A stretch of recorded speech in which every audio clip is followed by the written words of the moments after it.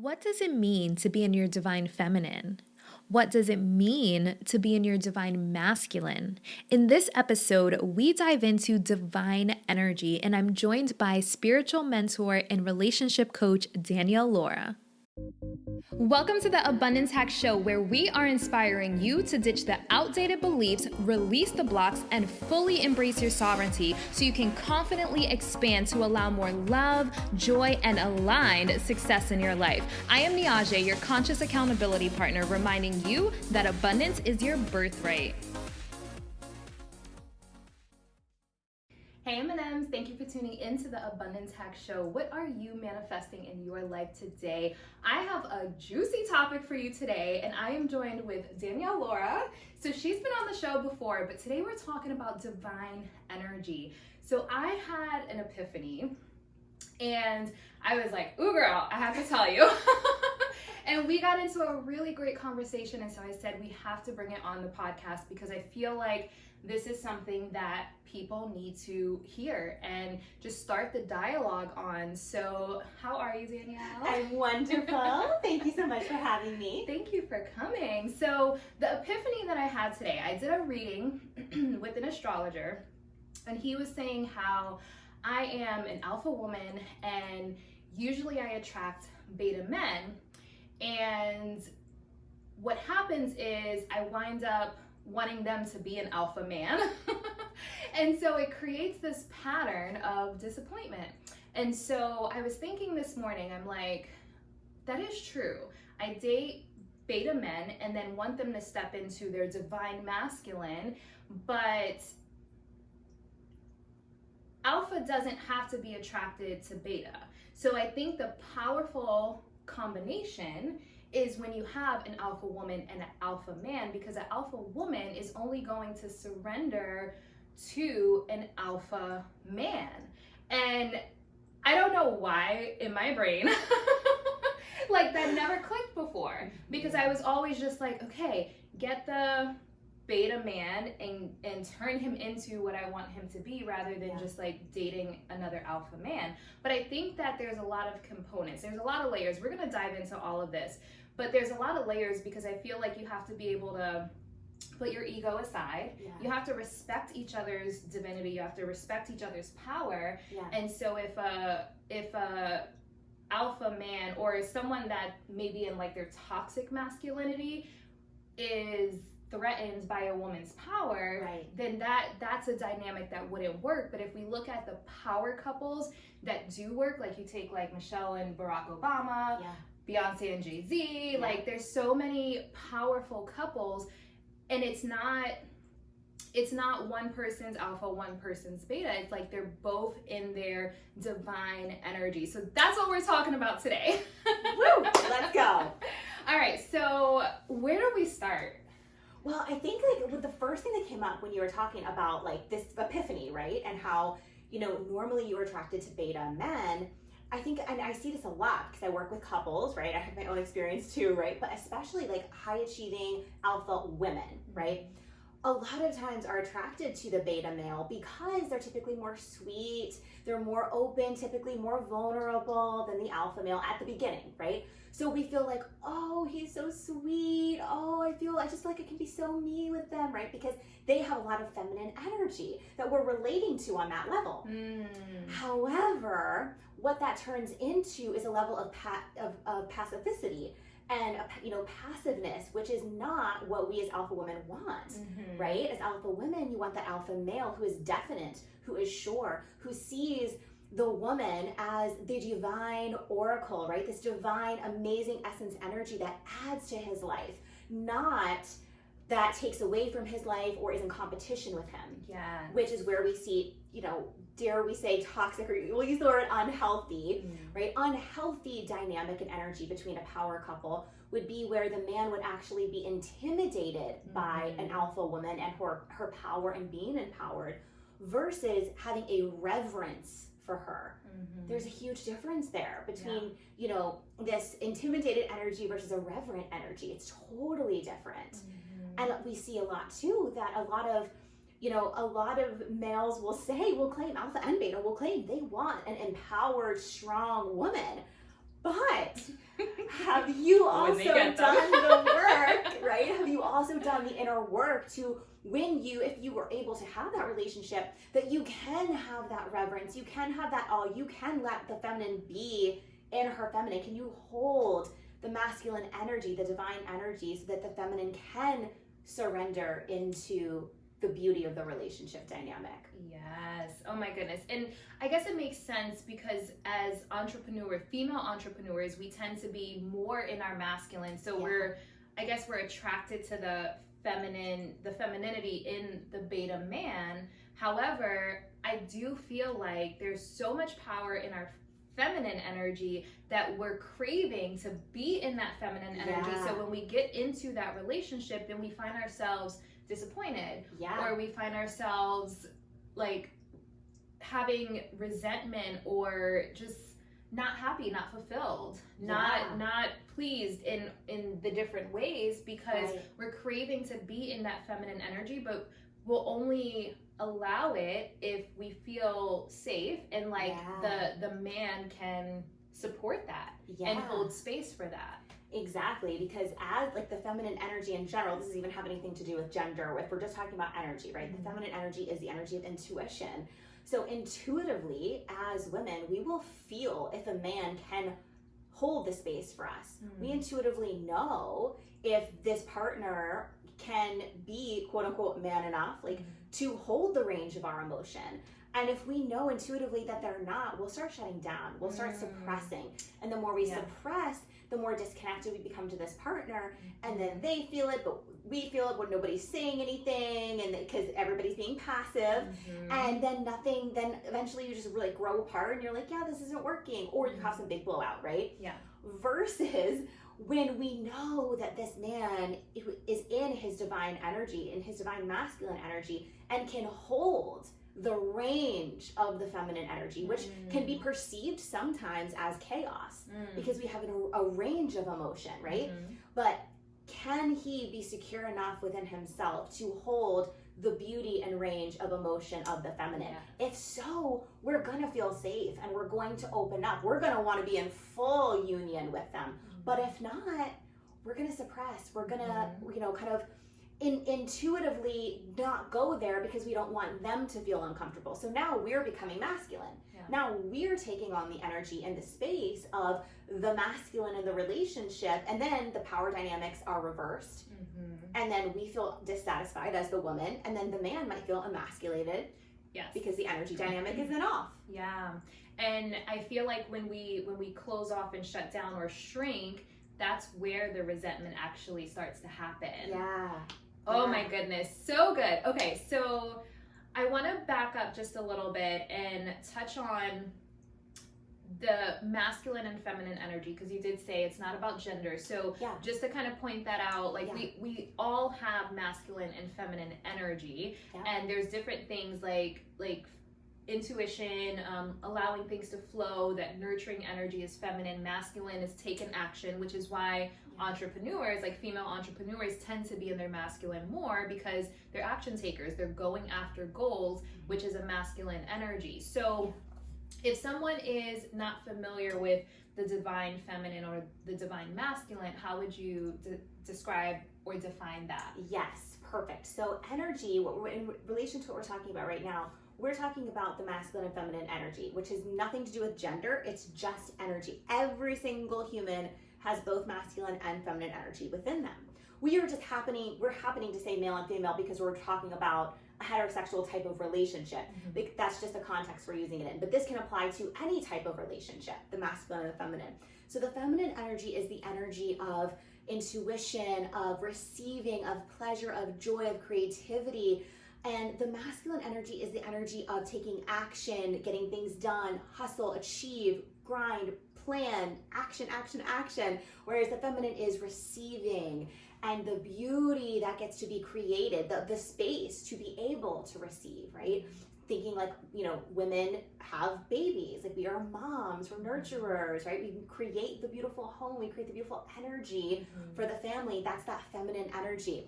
So that's what we're talking about when we're talking about masculine and feminine energy, and then specifically divine energy as it relates in this particular conversation to a man in his masculine and a woman in her feminine. And it's so interesting to me because I feel like if you think about what women say they want to be able to receive. They want a man to adore them and just, they want the passion and all the things, but society has almost programmed us to be different because like women are stepping up and making more money and starting businesses and traveling the world. But I still feel like deep down inside, even as a female entrepreneur, an empowered woman, they still want that divine masculine energy to be able to receive. And so I feel like we've kind of gotten off track in the sense of not being able to receive. And I felt myself in this pattern of, I'm very much in my masculine energy because I'm a go-getter and I go after my goals and start businesses and do all the things, but I still want a man to be a man. Yeah. But it's almost like I haven't learned, this is part of my epiphany today, I haven't learned how to just receive and allow the man to be the man, because I'm someone like, well, if he doesn't do it, I'm going to do it for myself. Yeah. And so that energy has almost repelled the thing that I actually want. Yeah. We're getting deep today, okay? Yeah. So if a woman finds herself in that pattern, now this could be a single woman who's like dating and she's not finding a man to step up, as I hear a lot of women say. Mm-hmm. Why, or what would you say to a woman in that space? Yes. So as you've probably seen, and maybe we can give some examples of your life, and I'm happy to give some of mine too. But what I see a lot of times is when a woman is an alpha woman, more likely than not, she has a more masculine dominant energy. Naturally, just because she is alpha, she's a go-getter, she takes charge, she makes things happen in the world, right? Mm-hmm. So what that might look like in relationship when a man's not stepping up is you're doing the action. Mm-hmm. You're being in the masculine. Are you planning the dates? Are you planning the family vacation? Are you, making all the doctor's appointments for the kids? Are you doing all the things, right? That then is going to make you feel like he's not stepping up, but also, are you giving him a chance to step up?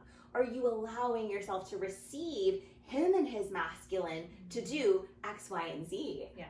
Right? And so that's kind of where that dynamic gets flipped. And then, a man will go more into his feminine energy and he'll start receiving, but that never creates a healthy dynamic because he'll feel like he's not enough for the woman. He'll be like, I can't give you what you need. I feel like I'm not enough for you. I feel like I'm never enough. I'm not good enough. I don't do X, Y, Z enough.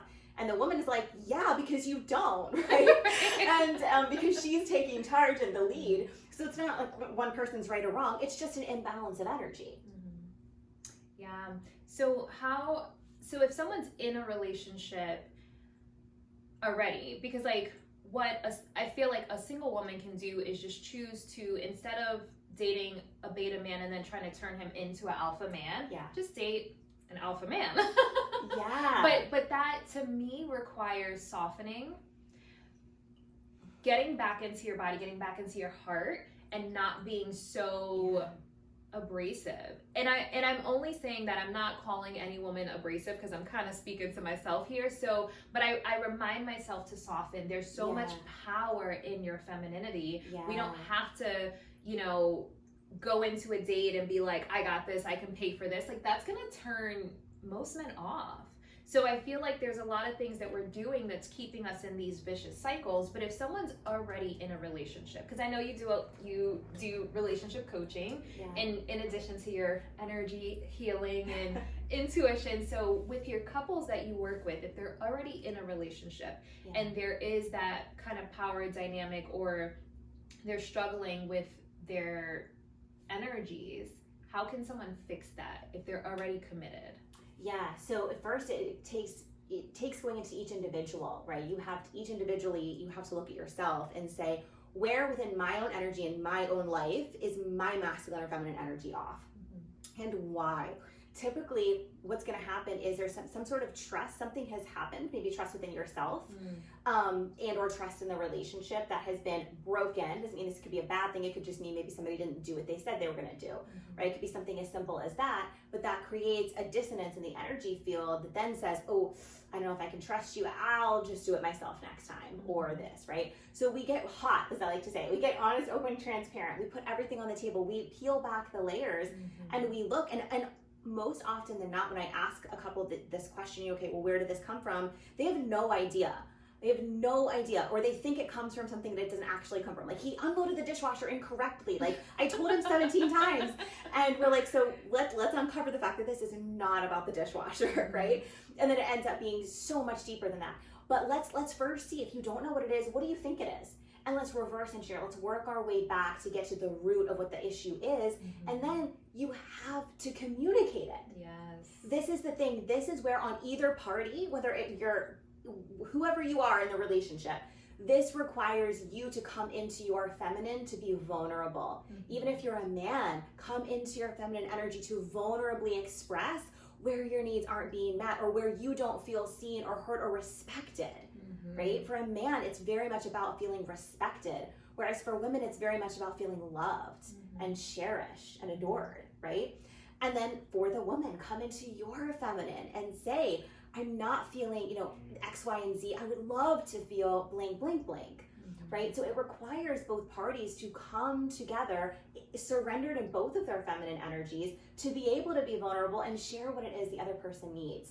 And then ask straight up, is this something that you can give to me? Is this something I can expect from you? They might not be able to give that to you at that particular day, moment, time, maybe ever, right? But you're never going to know if you don't talk about it. If you continue on in the relationship, if in the context of a committed relationship, if you continue on not talking about this, you're always going to feel dissatisfied. You're always going to feel like there's one little thing that's off. You're always going to be yearning and craving that deep level of intimate connection, because the vulnerability that's going to bond you just isn't being had. Yeah. And I feel like so many couples are in that space. Yeah, and you know why? Because it's messy. It is hard. The truth hurts. When we hear the truth that, like, we have, done, quote unquote, done something wrong or wronged somebody or whatever, we don't want, like, our egos don't want to accept that as true, right? And the truth hurts, but the truth also sets you free. And that's why coming to truth is so important. And it's in those moments when you are sharing vulnerably and you are speaking truth, go into it emotionally prepared of, I am probably going to be triggered. There's probably going to be something my partner is going to say that I'm going to be really hurt by. But we know, and we're coming into union in the agreement that it's not one person against the other. We're on the same team, and we're here trying to optimize the team. And relationships, committed relationships, marriage, like true love, it's going to trigger you because it's meant for healing.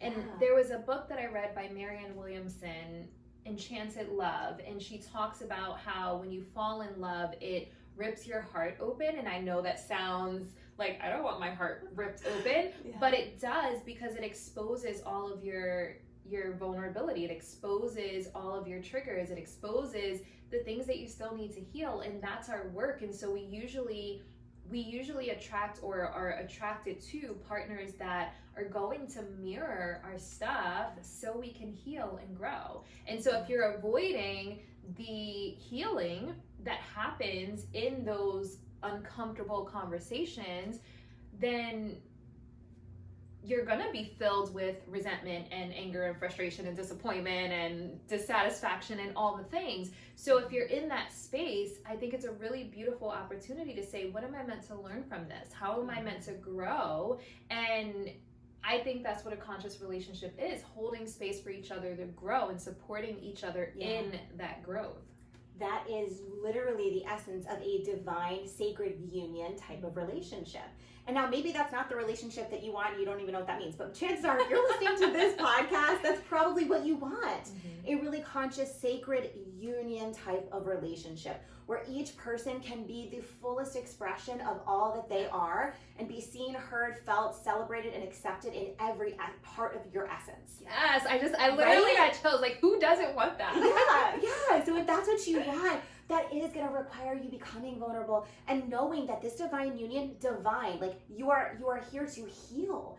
In true partnership, it is a level of healing that this person, and really only the union with this person, is going to get you to levels deeper than you will have with any other person in your life. Your romantic partnership is the one thing, like that is the one thing that's bonding you with this person that nobody else in any of your other relationships is going to have. Yeah. And I remember one time a pastor said, you know, marriage is not about your happiness. It's about your holiness. And if we think about like the word holy, it's divine. It's coming into perfect union with source. So if we think about a marriage, a union, a partnership, making us holy, that means to be holy, to be divine, we have to strip ourselves of the thorns and all of the things, you know, in our sides that are keeping us from that highest level. So your most amazing, your most divine relationship is going to be one that does trigger you, but in a loving way, in a way that like holds the mirror up to you and says, hey, look at this. With love, I'm here for you. Let's do this together. And I'm like, this is like the mirror. But it's like, I'm here for you. I'm showing this to you. I'm here for you. I'm not scared of you. Your shadow doesn't scare me. Your hurt, your past pain, trauma, whatever doesn't scare me. I'm not going to leave. I choose you. And that's the thing about like a divine relationship as well, is it's the devotion. It's saying no matter what happens, I choose you because you're worthy. And I choose me because I'm worthy. And because we're individually choosing ourselves and we are inherently worthy, then we can give an overflowing love to the other person rather than being just like, what can I take out of this? It's what can I give because I'm already full. If you were looking for a sign, here it is. This is your reminder to not settle, to know your worth, and to follow your bliss. This is a reminder to maintain alignment and show up in your fullest expression. Abundant and Aligned Society is an accountability program to remind you that you are a powerful being and you deserve to live the life you truly desire. Go to niajae.com/society to join in on the magic, because life is meant to be abundant. And I think that both are really important. Choosing the other person and also choosing yourself, because I think that there are situations where you do have to walk away. But if you choose yourself and you're loving yourself, then you know what's serving you and what's not. I just want to throw that out there because I think that there are situations that a relationship doesn't serve. Absolutely. Yes. So, but if you have that element of I'm choosing me and I want to be my best, and so that the combination to me is really important, because you do have some women that, not just women, men and women, who will just be with someone till no end and allow them to kind of run over them. Yeah. So making sure that you have that same love for yourself. Exactly. I just wanted to add that in. I'm so glad you said that. And that reminds me of like the decisions of a self-loyal versus a self-betraying decision, right? So a self-loyal decision is a decision that is ultimately coming from your sovereignty. So what that means is a self-loyal decision is one that is in alignment with your core truths, values, and beliefs. If you are compromising your core truths, values, or beliefs, you are in self-betrayal. So if you're betraying yourself, you are inevitably betraying the union of the relationship. So when each person are making decisions that are self-loyal, inherently they're in alignment with their core truths, values, and beliefs, so they can then come together in union that is coherent. So powerful, and both people have to be willing to do the work. Exactly. It takes two. Okay, so what are some ways that people can identify if they're not in their divine masculine or feminine? Let's start with the divine feminine. So what are some indications that you're not in your divine feminine? Yeah, you're not if you are completely disconnected from your emotion. You're suppressing, you're maybe lashing out, you are making rash decisions, you're not connected emotionally, you're just like doing this, that, and the other, you may be all over the place. You may be doing a lot of things in the world, but you're not actually happy, you don't actually feel fulfilled. You're kind I'm like, say that one again, because I feel like there's a lot of people, especially women entrepreneurs right now, that are go, go, go, grind, hustle, but they're not actually fulfilled. Yeah. That's a huge one. Yeah, you can be doing all the things. You can have the most booming business, rockin' bod, you know, best health of your life, totally connected to the divine. But if you don't feel fulfilled inside, then what are you doing it all for? Yeah. Right? And so that's a thing, like from my own life too. I get it. I was there, right? I'm sure you've been there too. And this is the thing that we get to think about on a daily basis. Like, okay, am I really fulfilled? If not, what is like one thing that I can do today that's going to lead me into living a fulfilling life, right? And it's the daily decisions that get you there. Some other things are when you might just kind of give up easily, so to speak, when you're not in your divine feminine. Like you're so masculine in your thinking. It's so logical that you're underrating your intuition. You are suppressing your gifting. You're suppressing your fullest expression and truth. Right? And you're becoming kind of hard about it. It's just kind of like, to the point, like rah, like soldier, right? Yeah. Versus like princess, like queen energy, right? It's like this warrior energy, this very like confrontational type of energy versus a very union energy. Like you think like Mother Mary energy, like queen energy, like energy that is bringing together, not dividing. Yeah. And then as far as, I feel like there's like a whole nother element of like sensuality and intimacy with your partner, because there's a lot of women that are like, oh, my husband wants to have sex again. Like it's like a chore, you know? So being, I guess, disconnected from their bodies and their sensuality, sexuality, and not allowing pleasure. So that feminine energy is all about receiving. So not allowing yourself to receive pleasure. Yeah. Yeah. Absolutely. Okay, so what about masculine? If someone's not in their divine masculine, what are some indications to identify that? Yeah, if they're not in their divine masculine, there's going to be a lot of passiveness. There's going to be a lot of just like letting things go, things like this, or to the other extreme, anger and like frustration and acting in an unhealthy manner in a way that might be inflicting harm to yourself or to others. That's really like the biggest thing, because from there that kind of affects everything else. Also not being kind of in charge of your life, so to speak. So maybe you just have, you know, no structure at all to your life, and you're just like kind of living carelessly, and maybe your finances are showing that, maybe your relationships are showing that, maybe your health is showing that, right? It's kind of like almost like a carelessness. Yeah. Ooh, okay, so if someone's like, okay, that may be me, what are some ways that people can connect back to their divine energy? Yes, okay, so firstly, identify the dissonance. Identify where are you disconnected, right? And why? Is it just something as simple as you get to recognize something within yourself and you get to just make one small tweak?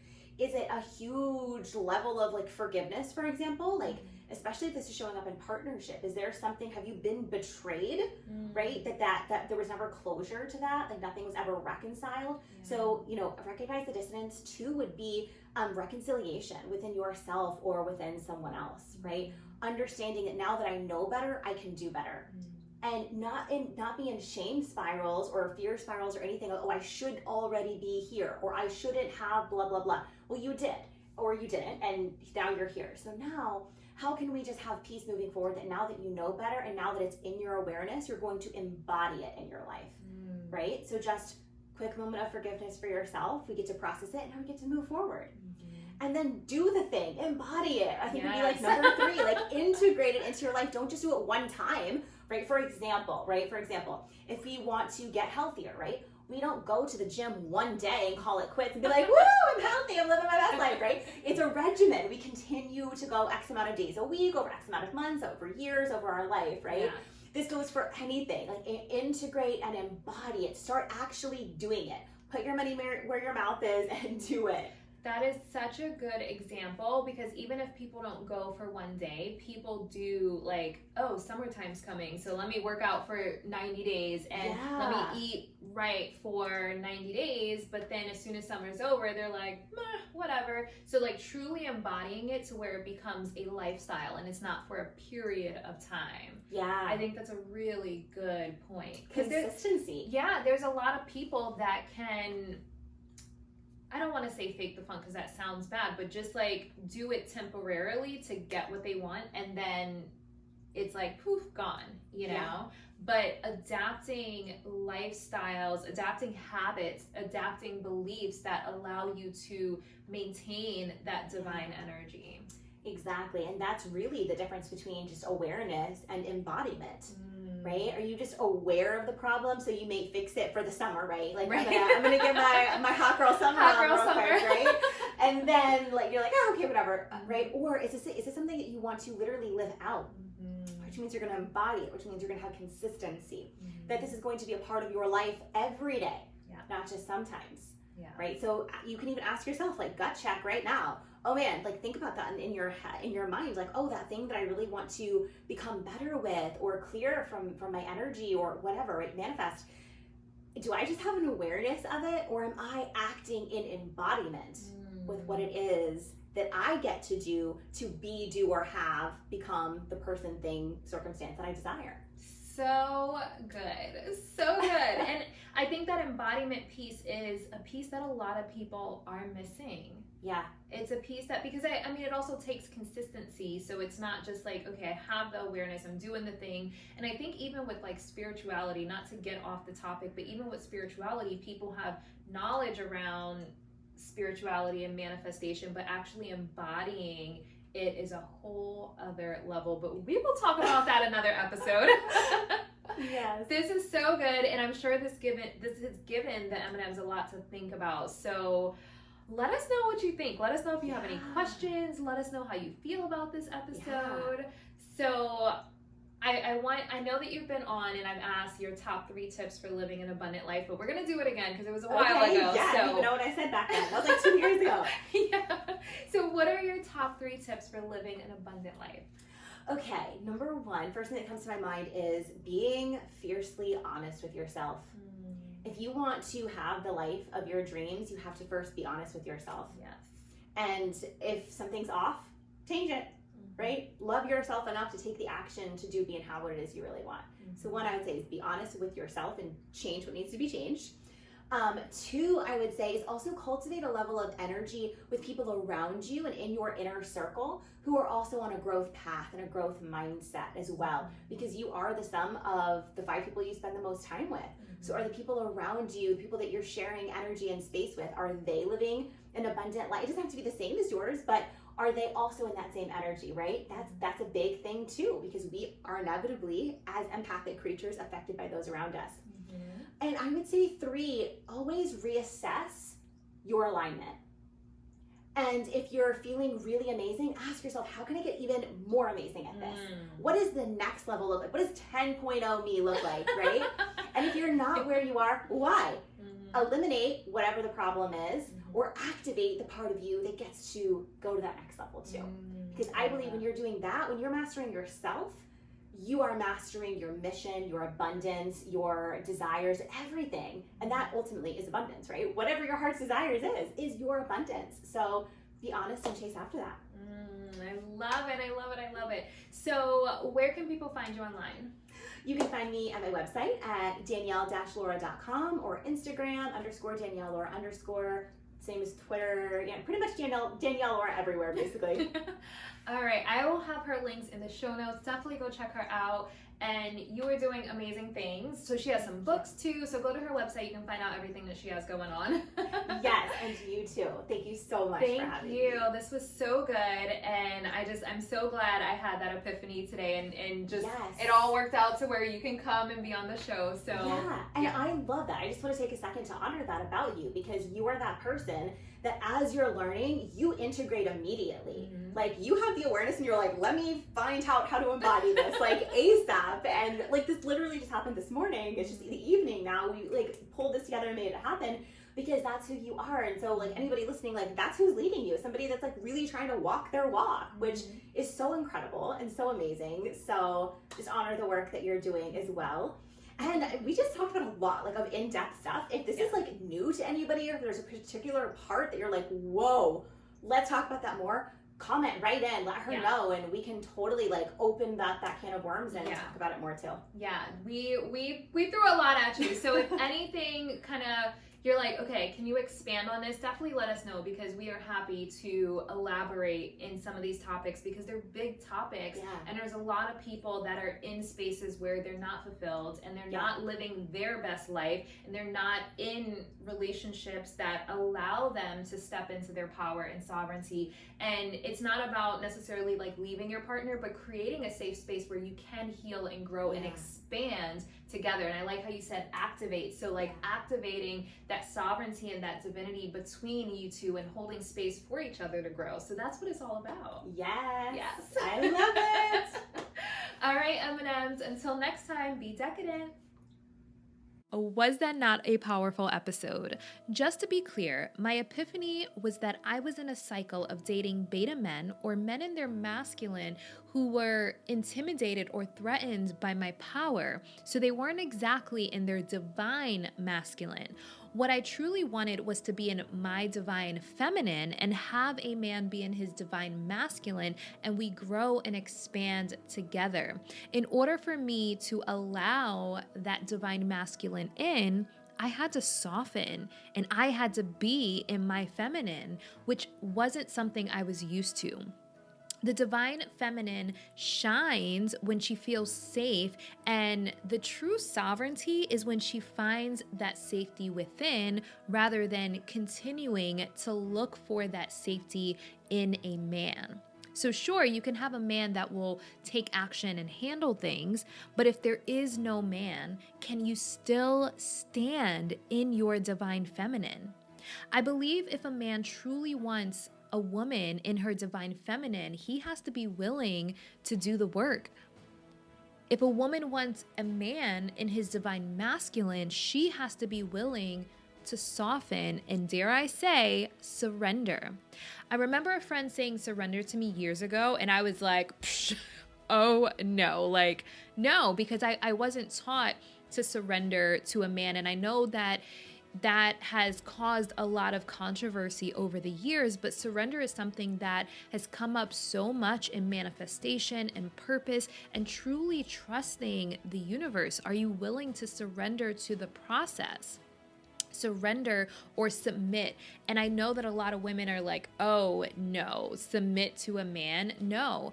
But are you willing to surrender to the process? Are you willing to surrender to whatever work needs to be done for that divine union? And we can resist, but resistance only makes life more challenging. And if we're talking about relationships, when you have resistance, it's only going to make things more challenging. So being vulnerable, showing up, holding space, having the uncomfortable conversations, going through whatever healing needs to happen, allowing your partner's space to grow and make mistakes without judgment. It's all work. It's all work. So as women, we want men to handle things, but are you allowing him to? Are you allowing the process? Are you surrendering to the process? Ooh, so good, M&Ms. Such a powerful realization that I had today. So for the men, I invite you to ask yourself, are you doing the work? Am I doing the work and taking action so my partner feels safe, secure, and loved? Really powerful question. And for the women, I invite you to ask yourself, am I willing to soften, trust, and allow my partner to stand in his divine masculine and hold space for that process with no judgment or criticism? It is really deep work, but if you crave a deep connection and deep intimacy, this is the work that has to be done. Whew, I know that was a lot. I'd love to hear your feedback and let me know how you feel about these topics. And I know that we can talk a lot about it, and it may bring up some triggers because we have a lot of programming around being a certain way. I was raised to never depend on a man. I was raised to be independent and have my own.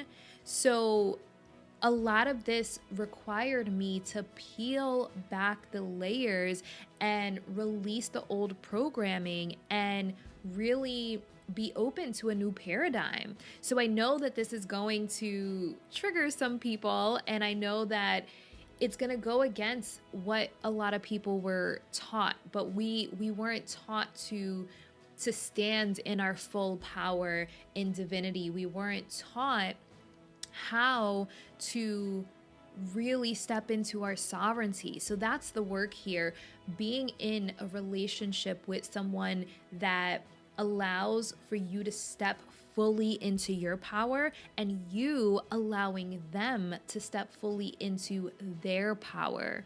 And when that happens, just watch out, because that is the love and the support that people crave, that they think is a fairy tale, but it exists. It exists when you do the work. So I hope you found value in this, and until next time, be decadent. Thank you for tuning in to the Abundance Hack Show. I would love to hear from you. Leave your comments and questions, and don't forget to subscribe so you don't miss any of our yummy episodes. Every time you leave a 5-star rating or review, I do my happy dance.